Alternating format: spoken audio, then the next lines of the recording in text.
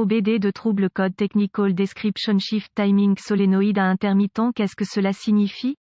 Il s'agit d'un code de diagnostic de panne (DTC) générique et s'applique généralement aux véhicules OBD2 équipés d'une transmission automatique. Les marques de véhicules peuvent inclure, mais sans s'y limiter, Chevrolet, Chevy, Volvo, GMC, Saab, Subaru, VW, BMW, Toyota, Ford, Dodge, etc. Le solénoïde de chronométrage est l'un des nombreux composants qui permettent à une transmission automatique de changer de vitesse, en fonction de vos besoins de conduite. Le TCM, Transmission Control Module, surveille et contrôle la fonctionnalité des solénoïdes. Le but principal des solénoïdes est de contrôler le débit hydraulique (ATF), Automatic Transmission Fluid, en interne pour aider à déplacer la transmission. Ces solénoïdes sont essentiellement des esperluettes cotes, pistons esperluettes cotes, électromécaniques. La plupart du temps, il existe de nombreux solénoïdes de synchronisation de changement de vitesse dans le système. Vous pouvez donc vous référer à la lettre incluse dans le code pour identifier le solénoïde avec lequel vous travaillez en fonction de votre marque et de votre modèle particulier. Le CM, module de commande du moteur, illumine le 1000, voyant indicateur de dysfonctionnement, avec P0789 et les codes associés, P0785,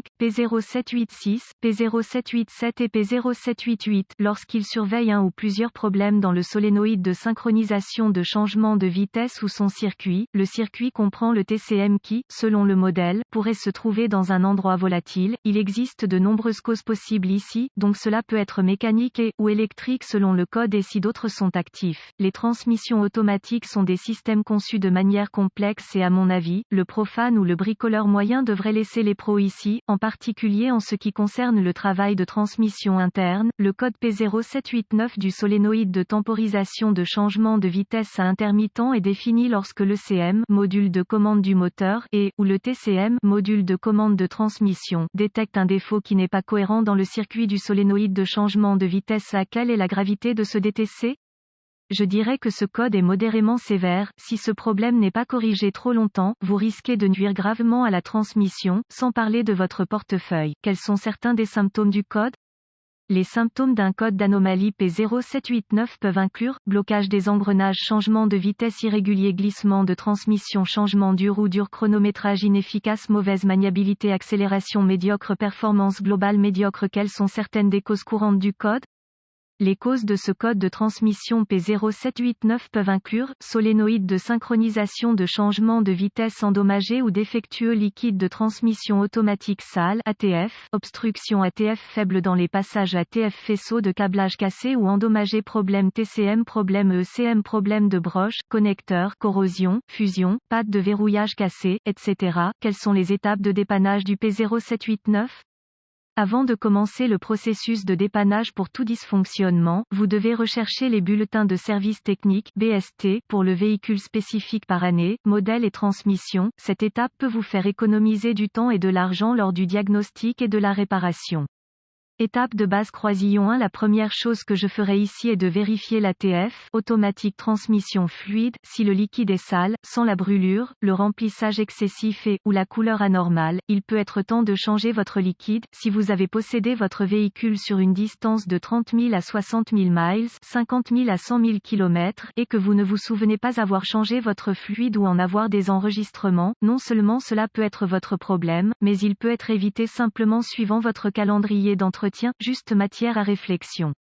Le vieux liquide est du liquide sale. Du liquide sale peut provoquer des blocages et des blocages peuvent provoquer ce code, alors changez votre liquide. Remarque, suivez les étapes recommandées par les fabricants lors de la vérification de l'ATF. Cette étape simple peut varier considérablement entre les marques et les modèles. Étape de base croisillon 2. Le liquide est bon, le code est toujours actif et les symptômes sont présents. Selon votre modèle spécifique, le solénoïde de changement de vitesse peut être accessible de l'extérieur. Si tel est le cas, inspectez le solénoïde et son faisceau, connecteur pour tout signe de dommage, réparez, remplacez tout problème si nécessaire. C'est aussi le bon moment pour avoir un pic pour toute fuite.